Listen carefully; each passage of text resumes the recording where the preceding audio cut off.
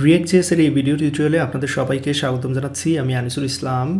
গত lecture video টিউটোরিয়ালে আমি আপনাদের দেখিয়ে দিয়েছিলাম কিভাবে CSS ব্যবহার করতে হয় JSX এর মধ্যে।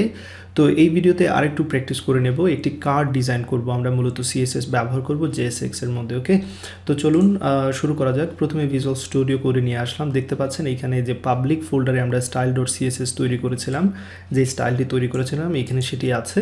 তো আমরা আরও কিছু স্টাইল এখানে অ্যাড করব এবং সেগুলো আমাদের যে ডিভ রয়েছে, অর্থাৎ যে ডিভের মধ্যে এলিমেন্টগুলো রয়েছে সেই এলিমেন্টগুলোতে অ্যাপ্লাই করব। তো H1 এ অলরেডি অ্যাপ্লাই করা আছে, এখানে H1 এর জন্য আমি এই মুহূর্তে আর কোনো স্টাইল অ্যাড করার দরকার মনে করছি না।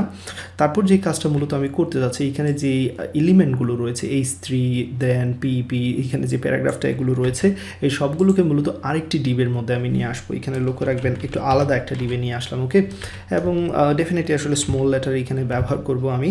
সো আমি একটু পিছনের দিকে চলে যাচ্ছি, এখান থেকে স্মল লেটারের ডিভ নিচ্ছি। ওকে, এবং এই ডিভের মধ্যে আমি কম্পোনেন্টগুলোকে পেস্ট করে দেবো, যে কম্পোনেন্টগুলো রয়েছে H3 দেন প্যারাগ্রাফ ট্যাগ যেগুলো আছে। ওকে, তো আমার উদ্দেশ্য হচ্ছে এই ডিভ যেটা এটাকে একটা কার্ডের মতো ডিজাইন করা।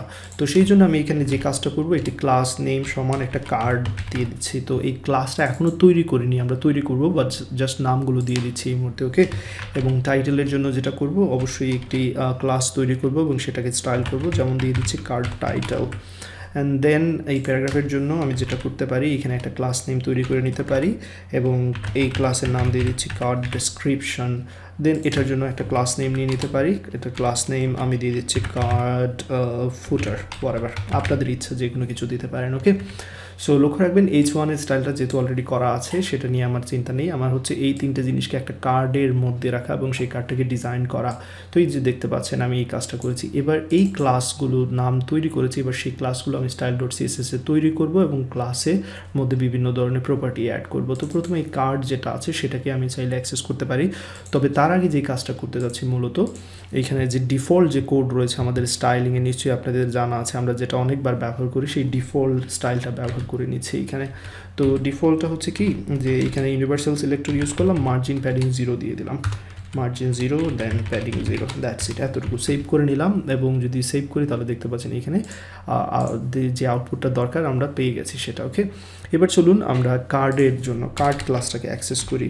তো এই কার্ড ক্লাসটা আমরা তৈরি করেছি, নিশ্চয়ই আপনাদের মনে আছে এই যে কার্ড ক্লাসটা। এবার তাকে অ্যাক্সেস করে তাকে বিভিন্ন ধরনের প্রপার্টি দিয়ে দেবো। প্রথমে যে কাজটা করবো, আমি ব্যাকগ্রাউন্ড দিচ্ছি। এখানে ব্যাকগ্রাউন্ড কালার যেটা আমি ব্যবহার করবো সেটা অলরেডি আমার জানা আছে, FFDA77 এই কালারটা আমি ব্যবহার করবো। সো ব্যাকগ্রাউন্ড কালারটা অ্যাপ্লাই করা হয়ে গেছে এবং আমি এখানে বক্স শ্যাডো ইউজ করব। সো অনেকটা বক্সের মতো দেখাবে, বক্স শ্যাডো স্পেলিং অবশ্যই ঠিক করে দিতে হবে। সো এই জন্য বক্স অ্যান্ড দেন শ্যাডো এই যে চলে আসো, এখানে 2 পিক্সেল দিচ্ছি, 4 পিক্সেল হচ্ছে ওয়াই অক্ষ বরাবর এবং 4 পিক্সেল এখানে এটা ব্যবহার করব, গ্রে কালার নিচ্ছি। ওকে, তো সেভ করে নিলাম। বক্স শ্যাডোটা তৈরি করা হয়ে গেছে, দেখতে পাচ্ছেন। বর্ডার রেডিয়াস দিয়ে দিচ্ছি, এতে করে দেখতে সুন্দর লাগবে।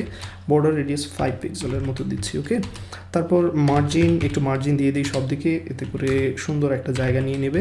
সব দিক থেকে মার্জিন 10 পিক্সেল নিচের দিকে চলে আসবে। প্যাডিং দিয়ে দিচ্ছি কারণ লেখাটা একটু ভিতরে চলে আসুক, সব কিছু কার্ডের সব এলিমেন্টগুলো একটু ভিতরের দিকে চলে আসলো। ওকে, এবার যে কাজটা করি, আমি একটা উইথ সেট করে দিতে চাচ্ছি, ধরো যে 390 পিক্সেলের মতো একটা উইথ দিচ্ছি।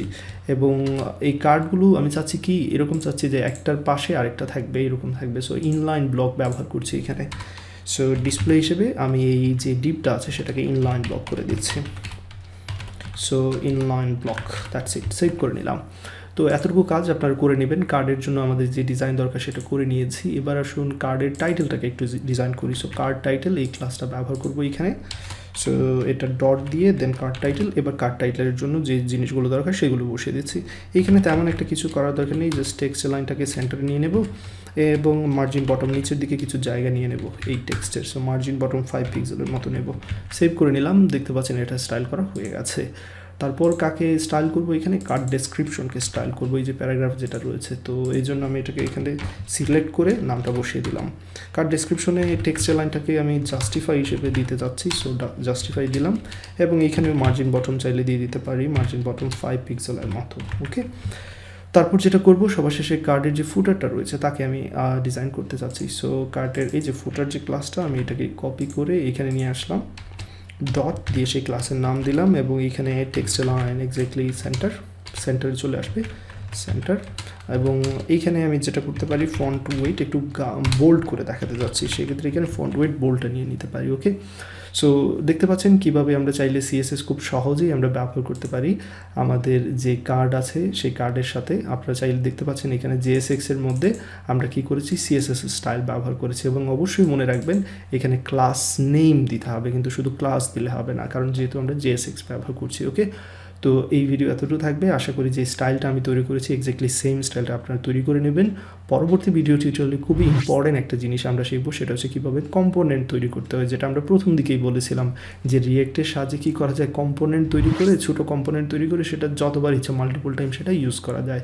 তো সেই জিনিসটা আমি আপনাদের শেখাবো কীভাবে কম্পোনেন্ট তৈরি করতে হয়। এই ভিডিও এতটুকু থাকবে। সবাই ভালো থাকবেন, সুস্থ থাকবেন। আল্লাহ হাফিজ।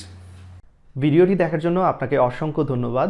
ভিডিওটি যদি আপনার ভালো লাগে এবং উপকারে আসে সেক্ষেত্রে সবার সাথে শেয়ার করে নেবেন, এতে করে অন্যের উপকারে আসবে।